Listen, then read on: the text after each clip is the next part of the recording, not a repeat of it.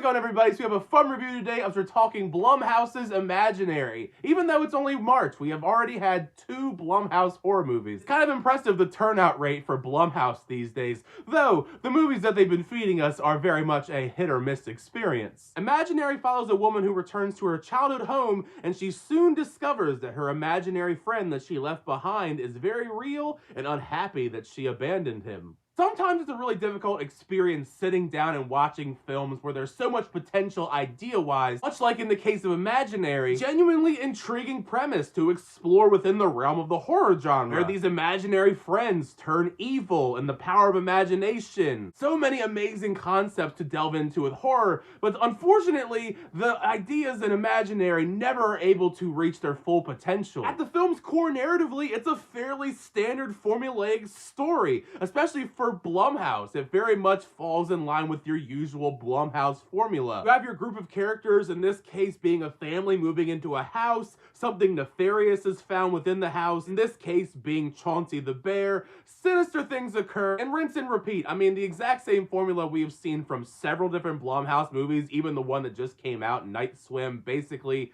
exact same formula, except for in Night Swim it was an evil pool, whereas in this, it is an evil teddy bear. However, we all know as horror fans that this genre is no stranger to recycling ideas. It's just the execution of those ideas is what sets them apart, and that's one of the biggest weaknesses to Imaginary, is that there's not much about it that sets it apart from so many other films within the genre, so it comes across feeling quite bland. For extended portions of the film's runtime, it rarely actually attempts to try and execute any horror or try and create real tension within its atmosphere with Chauncey, or even the various other characters that appear once we start moving deeper into the concepts behind imaginary friends. Even when the stepdaughter Alice starts getting closer to Chauncey and building up this friendship that slowly turns sinister, nothing about those sequences were all of that scary, at least to me personally. Scares are subjective, of course. You'd also expect for a film called Imaginary, and the way that we're supposed to be exploring imaginary friends and imagination,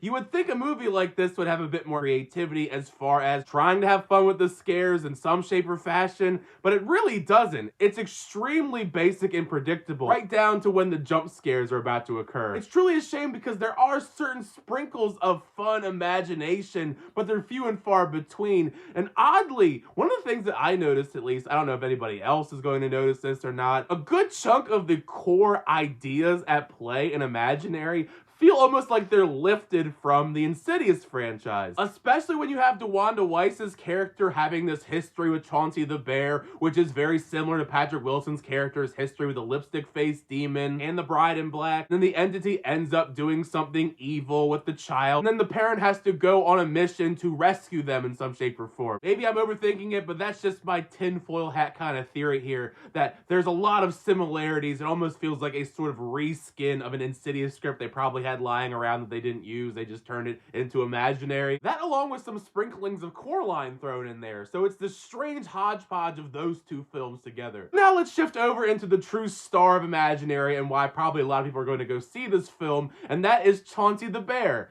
Don't get me wrong, Chauncey the Bear is extremely adorable. How could he not be extremely adorable because he's a teddy bear? Out of all of the scares that we get in Imaginary, the overwhelming majority of the decent to good ones do involve Chauncey the Bear in some shape or fashion in the 3rd act. I do wish the character of Chauncey the Bear was a little bit more interesting. In between him terrorizing other characters in the story, there is an attempt to kind of peel back the layers of the backstory between him and DeWanda Weiss's character, while also trying to delve into this lore behind imaginary friends that I found to be pretty silly in its execution. And unfortunately, I do think this movie is held back a lot by that PG-13 rating, so they're not able to go as crazy with the character as I think they could have with an R rating, because eventually in the last third or so of the movie, they do try to pop off a little bit with the stuff that Chauncey the Bear does, and some of that stuff I found to be genuinely pretty cool and entertaining, but by that point in the story, I kind of had checked out already. Chauncey the Bear is extremely adorable in his, like, usual version, when he has this more vicious look to him. Personally, I think the effects on that version of Chauncey the Bear is far more cool. Given the fact that Chauncey the Bear is featured prominently in a large amount of Imaginary's campaign,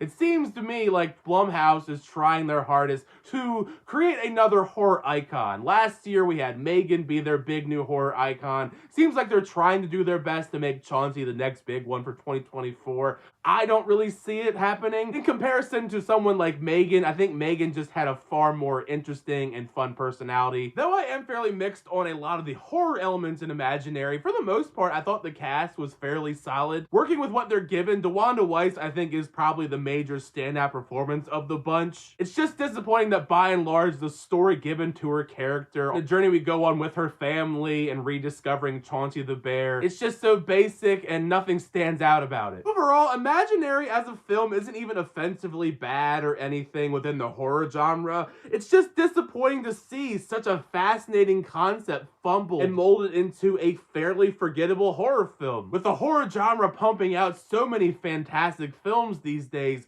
this is a movie I very much can easily see being lost in the shuffle and being forgotten about. I'm pretty sure the movie is still going to be making a bunch of money because it's Blumhouse and that's just how their movies roll because they're usually pretty cheap. For example, the director Jeff Wadlow has directed several other Blumhouse horror movies that were critically panned, Truth or Dare and Fantasy Island. Each of them were not very good films, but they made a ton of money. Blumhouse just has the perfect formula because supposedly the budget for Imaginary was only $13 million. The grand spectrum of the horror genre, I would be very surprised if this is a movie that ends up on the best horror movies of the year list by the end of 2024. If you want to watch a creepy, scary movie that involves imaginary friends slowly turning evil, might I recommend Don't Look Under the Bed, the Disney Channel original film that has scarred me ever since it came out when I was a child. It's on Disney Plus if you want to check it out. I've always highly recommended it. If you have seen Imaginary, make sure you share your thoughts down below. What'd you think of the film? Did you like the movie? Did you not like the movie? Share your thoughts down below, because part of the fun is to have the conversation with you guys in the comments section. Thank you guys, as always, for sending videos. I always do appreciate it. Make sure you like on the video and also subscribe to the channel so you update reviews, reactions, unboxings, and more. Next time,